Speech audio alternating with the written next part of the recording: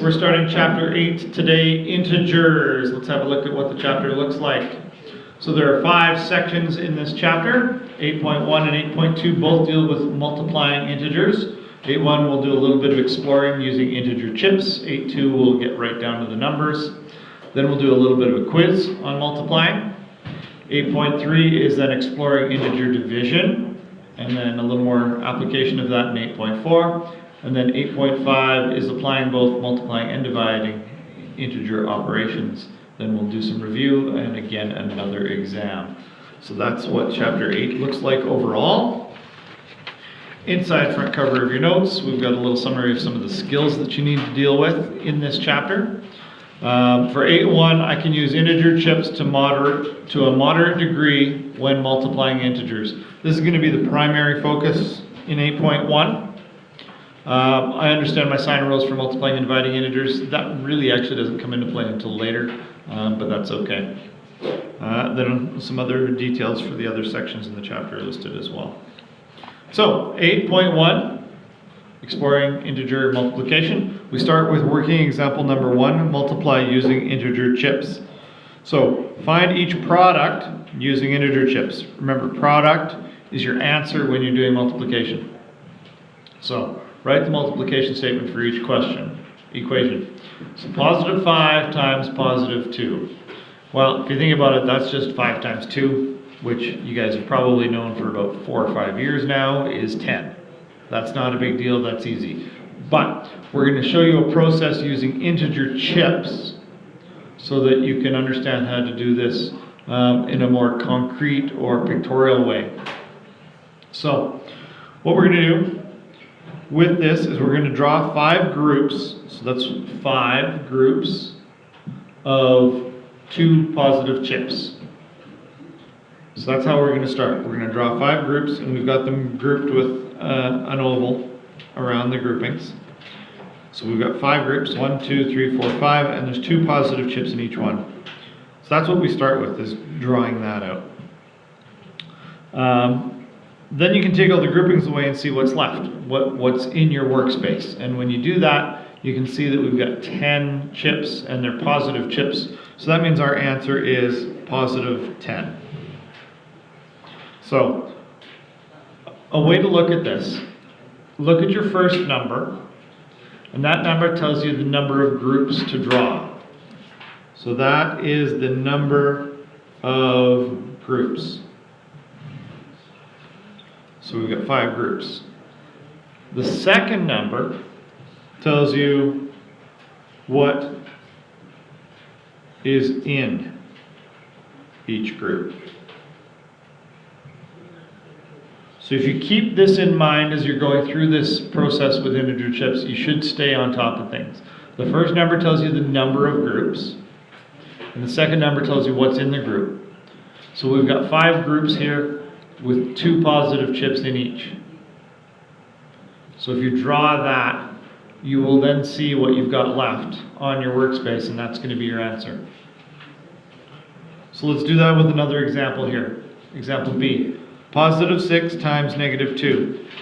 So first number we said was the number of groups. So we're going to draw 6 groups, and each group is going to have negative 2 chips in it. So 1, 2, 3, 4, 5, 6 groups shown here. 2 negative chips in each group. When you take away all the extra lines and circles and things here, we're left with 12 negative integer chips. So that means our answer is negative 12. So your product is negative 12, and the answer to the multiplication statement, positive 6 times negative 2, is in fact negative 12. So, first number tells you how many groups to draw. Second number tells you what's in it. So, you're going to have 2 chips in each group, they're positive. Here you're going to have 2 chips in each group, and they're negative. Now, that's pretty straightforward. We dealt with both situations where your first number is positive, and we dealt with where the second number was either positive or negative. So we've dealt with those possibilities. There's 2 more options when you're dealing with 2 numbers being multiplied together, and they both start with multiplying with a negative number at the start. So this is a little bit different. Again, first number tells you how many groups, 3 groups. Second number tells you what's in each group, 2 chips that are both positives. That's easy. The difference here is that this is a negative sign. What that actually means is that we're taking groups away from our workspace instead of adding. So this is a little extra level of complexity. But let's just go through this and I'll show you what I mean. If we're taking 3 groups away, we need something that we can take away. So what we do is we create what's called 0 pairs. And this is a 0 pair right here. A positive chip and a negative chip. If you add them together, it just equals 0. So that's why it's called a 0 pair. There's 2 pieces to it, so that's the pair part. But together they make 0. So you can add a 0 pair to any situation and it doesn't change the value, because the 2 chips cancel each other out. So the process then for using those, take a look at your numbers, -3 and a +2. Just look at the 3 and the 2.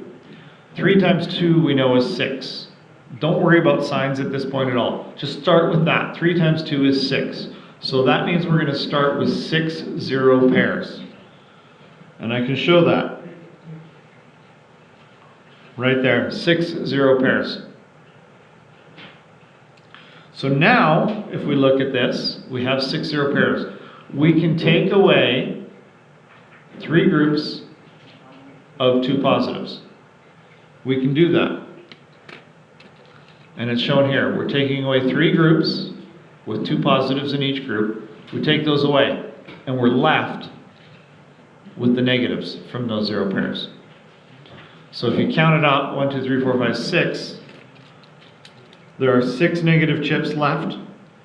So there's 6 is your answer, but they're negative, so it's going to be a -6. So in this case, the multiplication of -3 times +2 does actually equal -6. So that's the first example using 0 pairs. Again, if your first number is negative, you're going to need to use 0 pairs. If it's positive, you don't have to worry about it. Also, let's point this out. In this drawing, we're removing pairs, which is what this negative tells you. If you go back to A and B, and I didn't touch on this because it was extra level of complexity we didn't need to worry about yet, you'll notice that the arrows point in. So if your first number is positive, we're adding to your workspace. You started with nothing and we're adding these pairs in. Same with B.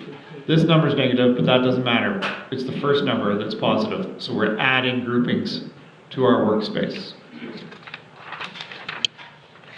as opposed to here where we're taking them away. So last possible combination is illustrated here in part D. -2 times -4. So we're going to remove 2 groups, and each group is going to have 4 negatives in it. In order to do that, we need to set it up with some 0 pairs first. So 2 times 4 is 8, so we need 8 0 pairs to get things started. So that's what we've done here. 8 0 pairs. Then we're removing 2 groups, and each group has -4 in it. So there's one group of -4. There's another group of -4. We're going to pull those out. And when we do that, we're left with just the positives. And in this case, it's 8 positives. So our answer is +8. So your multiplication statement of -2 times -4 gives you an answer of +8. So that's what we're working with.